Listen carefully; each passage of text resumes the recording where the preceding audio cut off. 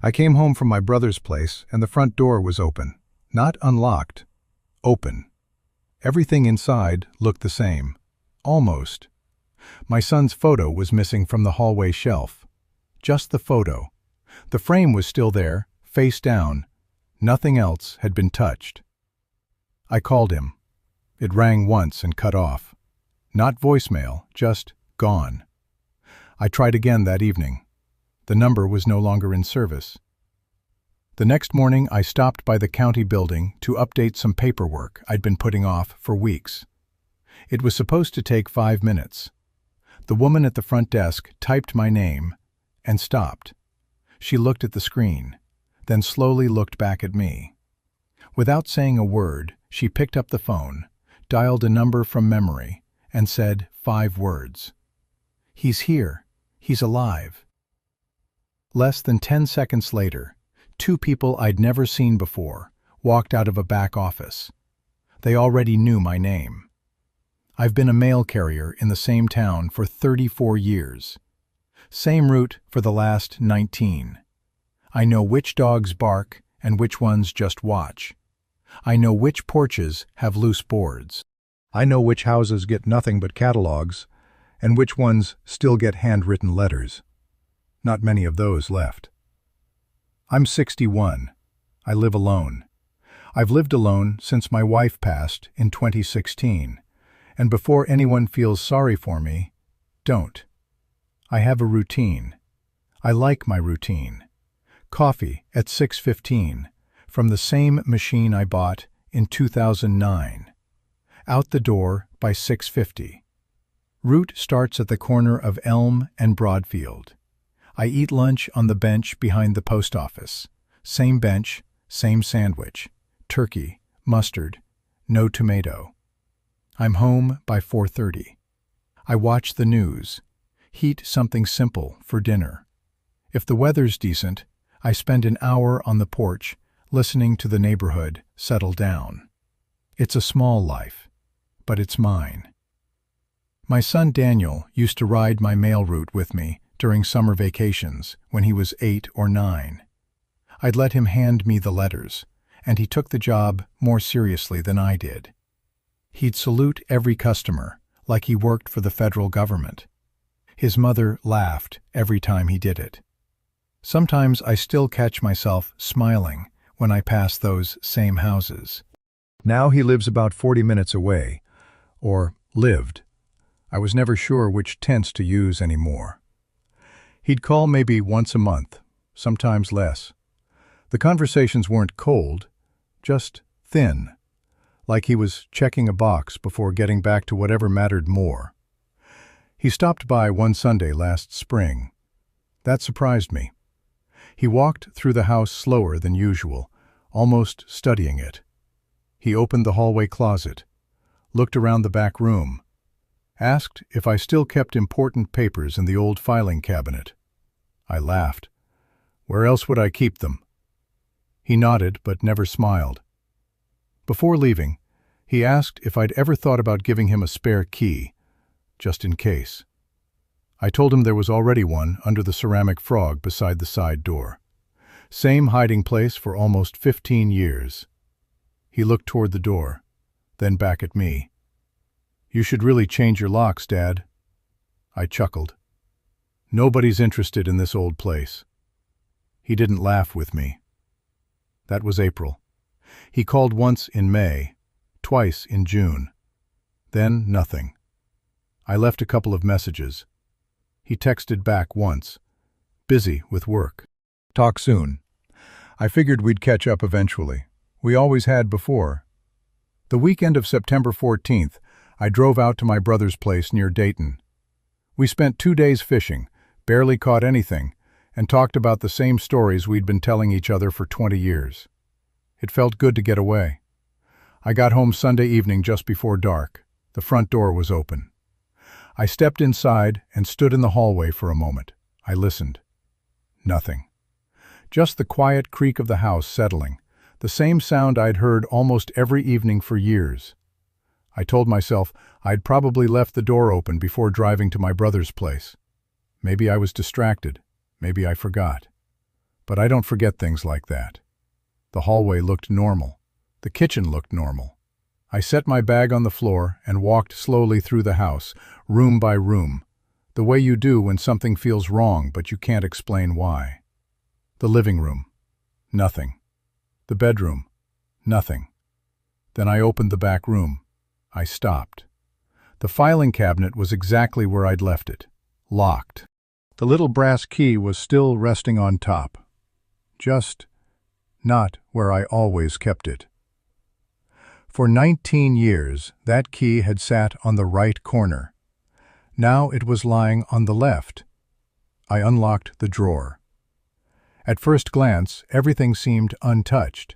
Insurance papers, tax records, old family documents.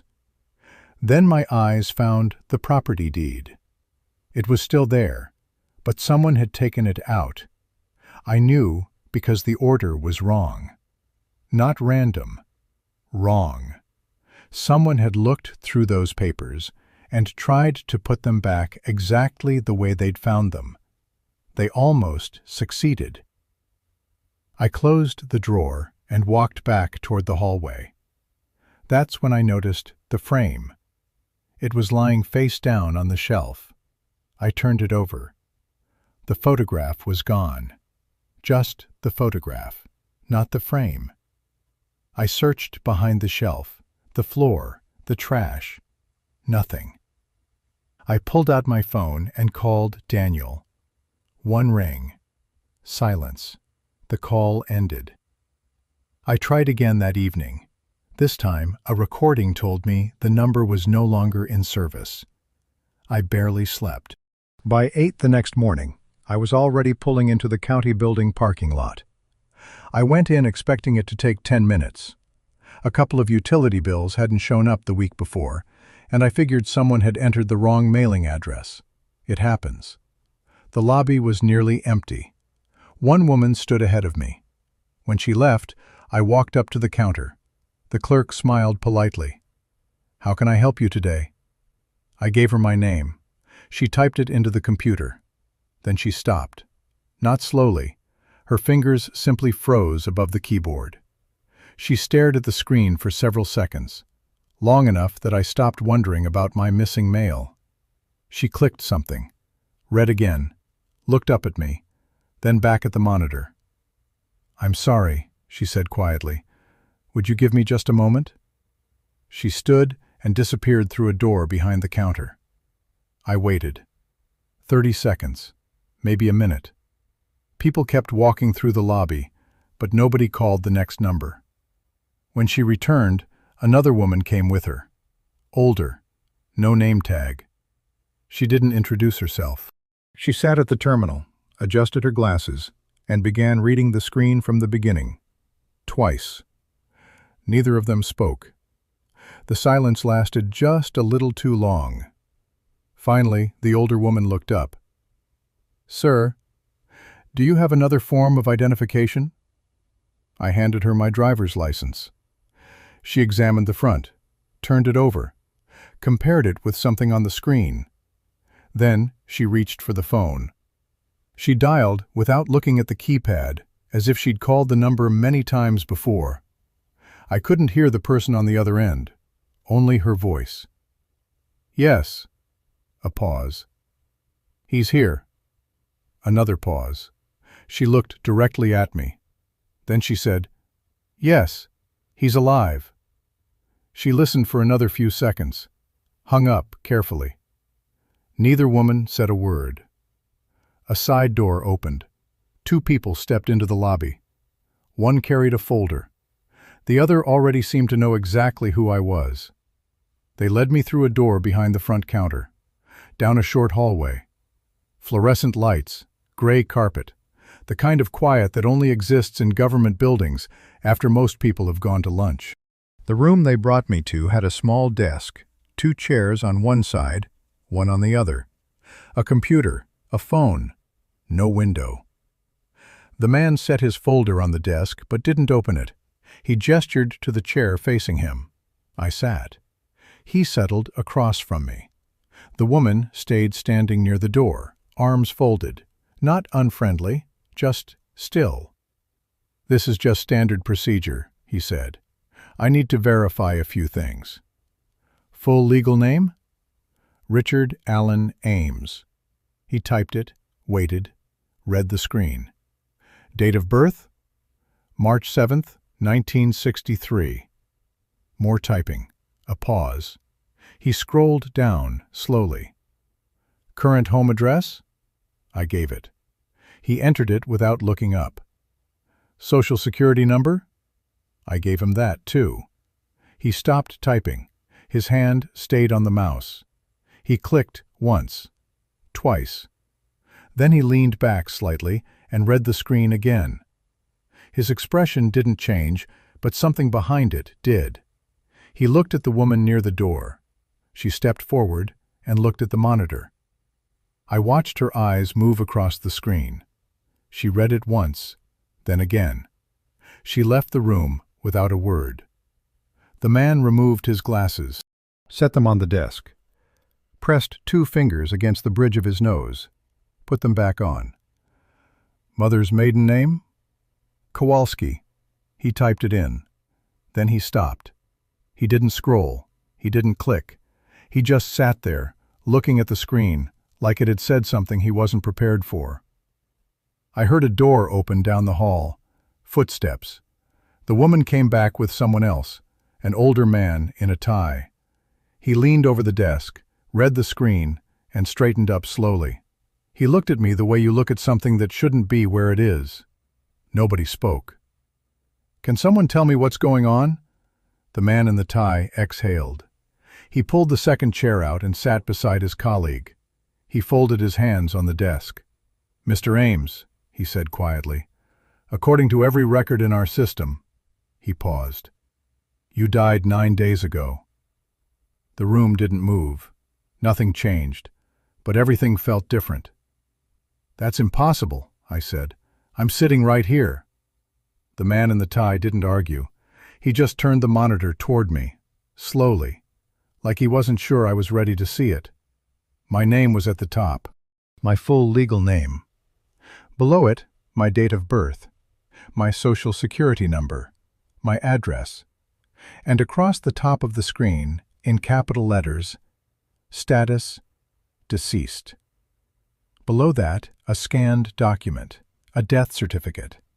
It had an official seal, a filing date, a case number, everything formatted and clean, like it had been processed without a single question.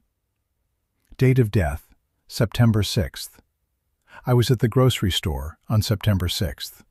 I remember because they were out of the turkey I like, and I had to get a different brand. "I've never seen this before," I said.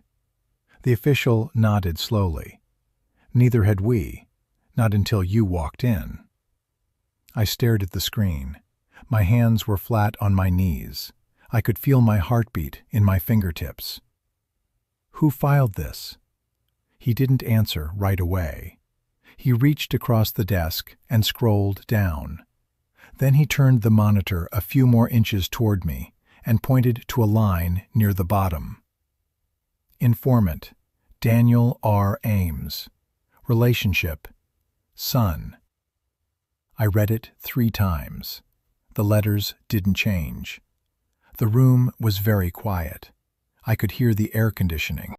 I could hear someone's phone ringing far down the hallway. "Mr. Ames," the official said gently, "when was the last time you actually spoke with your son, in person?" I opened my mouth to say 5 months, but then I stopped, because I started counting, and the number kept getting bigger. The Sunday he came by and walked through the house, that was April. Before that, I couldn't remember. "I need to go home," I said. The official looked at me, then he looked at his colleague, then back at me. "Mr. Ames," he said quietly, "I'm not sure that's your house anymore. I don't remember the drive home. I know I took Route 4 because that's the only way I ever go. But I couldn't tell you a single thing I passed. My hands were shaking on the wheel. I hit every red light. People crossed the street in front of me carrying groceries, walking dogs, living regular Monday mornings. I wanted to roll down the window and scream. I didn't. I just kept driving and kept saying the same thing under my breath. There's been a mistake. There has to be a mistake. I turned onto my street and slowed down. Something was different. There was a truck I didn't recognize in the driveway. Not a moving truck, an SUV, dark blue. A sticker on the back window, a stick-figure family. 2 adults, 2 kids, a dog. The mailbox was new, black instead of the green one I'd had for 11 years. The flower bed along the front walk had been replanted. Fresh mulch. Small white flowers I'd never bought. I parked across the street and sat there. A little girl came running around the side of the house. Maybe 5 or 6. She was holding a garden hose and laughing at something I couldn't see. She didn't look at me. The front door opened. A woman stepped out. Mid-30s, brown hair pulled back. She called the girl inside and held the screen door open. I got out of the truck. I crossed the street slowly. Every step felt like I was walking through someone else's dream. The porch steps were the same. The railing was the same. But there was a welcome mat I'd never seen before. The woman opened the door before I could knock. She smiled the way you smile at a stranger. "Can I help you?" I looked at her, then past her. The walls behind her were a different color. The hallway shelf was gone. There were framed photos of people I had never seen in my life. "I think you're in my house," I said. Her smile faded. Not into anger, into confusion. "I'm sorry?" "This is my house. I've lived here for 22 years. She stared at me. Then she glanced over her shoulder, then back. "Sir, we bought this house 3 weeks ago. We closed on it legally. I have the paperwork." I couldn't speak. "Is everything okay?" she asked. "Do you need me to call someone?" I looked past her one more time. The coat rack by the door was gone. The carpet had been replaced. Nothing inside that house belonged to me anymore. "Who sold it to you?" I whispered. She paused. "The owner's son." She stood in the doorway for a moment, studying my face. I could tell she was trying to decide if I was dangerous or just lost. "If it helps," she said quietly, "you can come in for a minute." I stepped inside. The smell was wrong. That was the first thing. Not bad, just wrong. Like lavender and fresh paint and someone else's laundry detergent. For 22 years, this house smelled like coffee and old wood and whatever Linda had been cooking. Now it smelled like a stranger's life. The kitchen table was gone. The couch Linda picked out in 2004 was gone. Her curtains, the pale yellow ones she spent 3 weekends choosing, gone. The walls were gray now. Everything was clean and modern and belonged to someone else. The woman followed a few steps behind me.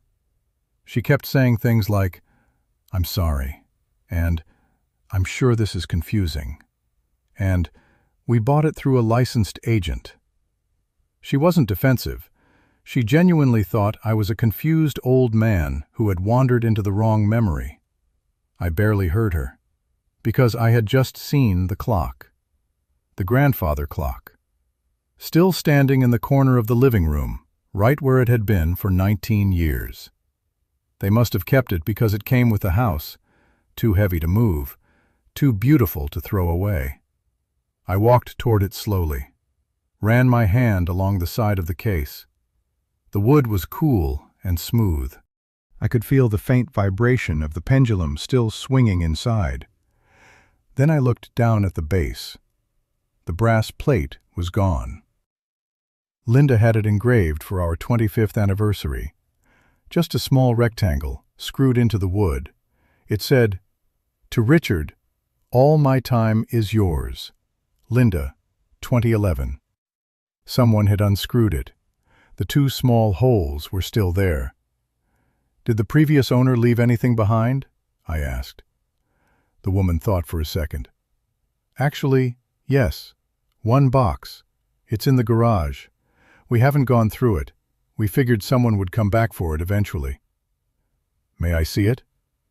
She disappeared through the side door. I stood alone in what used to be my living room, listening to the clock tick. She came back carrying a cardboard box, dusty and slightly crushed on one side. She set it on the kitchen floor. I knelt down and opened it. Linda's keepsake box. Everything was there. The photographs from our wedding, my father's military medals, a stack of birthday cards held together with a rubber band, a small envelope with a lock of hair from Daniel's first haircut. All of it. Untouched. Except one thing. The brown folder. The one Linda always kept at the bottom. The one that held every important document we ever had. The deed, the insurance policies, the power of attorney, the will.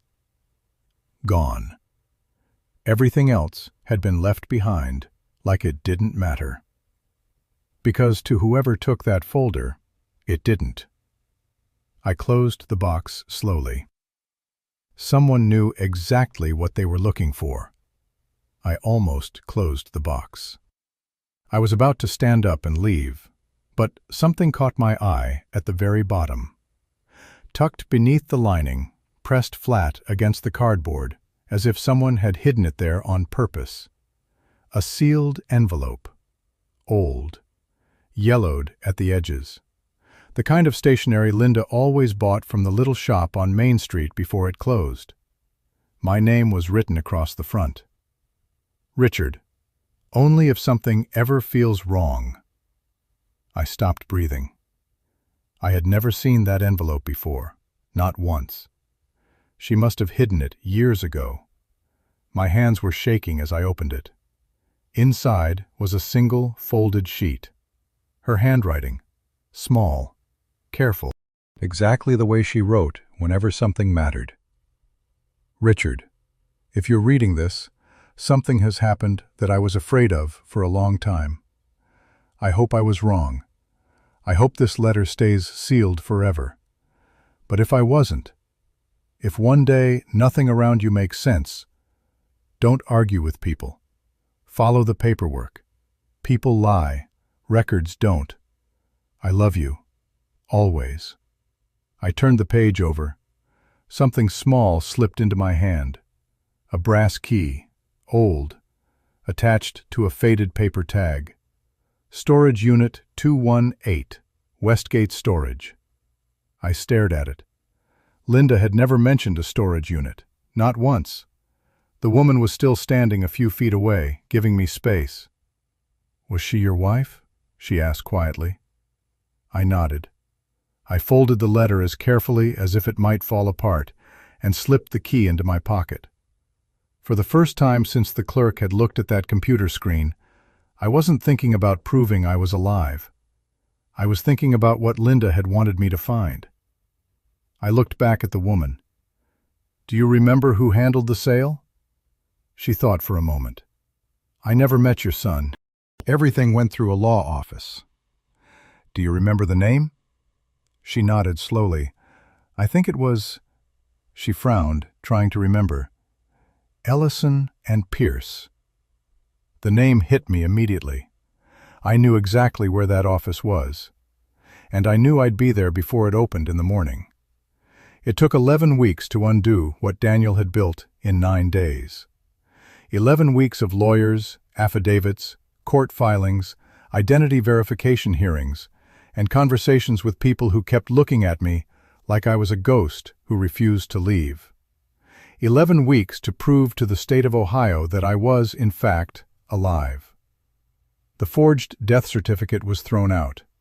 The fraudulent power of attorney was declared void. The sale of my house was reversed. By then, the family living there had already begun packing.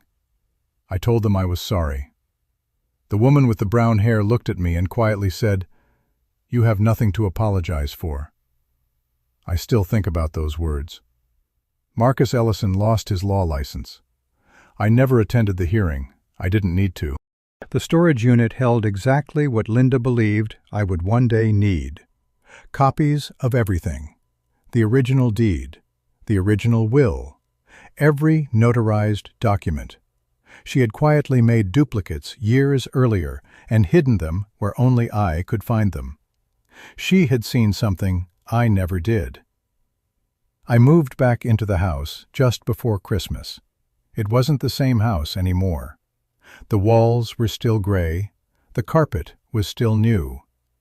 Linda's curtains were gone. I never tried to replace them. Some things belong to a season of life, not to the house itself.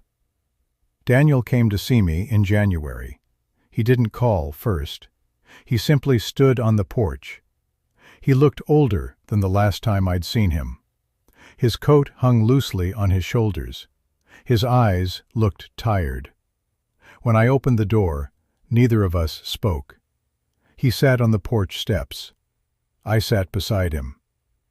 For a long time, we listened to nothing but the wind. Finally, he spoke. "My wife left." I nodded. "Took the kids." Another pause. "I lost my job." I waited. "They all found out." His hands were locked together. He never looked at me. "I don't even know why I did it." His voice barely carried. "I kept telling myself I deserved something, that you'd be fine, that you wouldn't even notice." He shook his head. "I lied to myself until I couldn't tell the difference anymore." Silence settled between us again. Then I said the only thing that came to mind. "You already had something." He looked up. "You had a father who left the spare key under the same ceramic frog for 15 years, because he always hoped you'd come home." Daniel closed his eyes. He didn't cry. He just nodded once, very slowly, like the weight of those words would stay with him for the rest of his life. Eventually, he stood. He looked at me for a long moment. "Can I call you next week?" I smiled. "You could have called me any day." He lowered his head. "I know." Then he walked away. I watched until his car disappeared around the corner. When the street was quiet again, I went back inside. The grandfather clock was still ticking. I'd had the little brass plate remade. Not the old inscription, just one word. Linda. That was enough. I opened her letter one last time. Don't trust what people tell you. Trust what people sign. I folded it carefully and placed it back inside the envelope. Then I returned it to the keepsake box. The house was silent. Outside, the porch light was already glowing. I stood there for a while, looking through the front window. For years, I left that light on because I hoped my son might come home. Then, for a while, I left it on because I wasn't sure he ever would. Now, I leave it on for a different reason. Because no matter what was taken from me, I refuse to become the kind of man who closes the door. Some doors are worth leaving open, even after someone walks away. I made myself a cup of coffee. The clock kept ticking. The porch light stayed on. And for the first time in a very long time, the house finally felt like home again.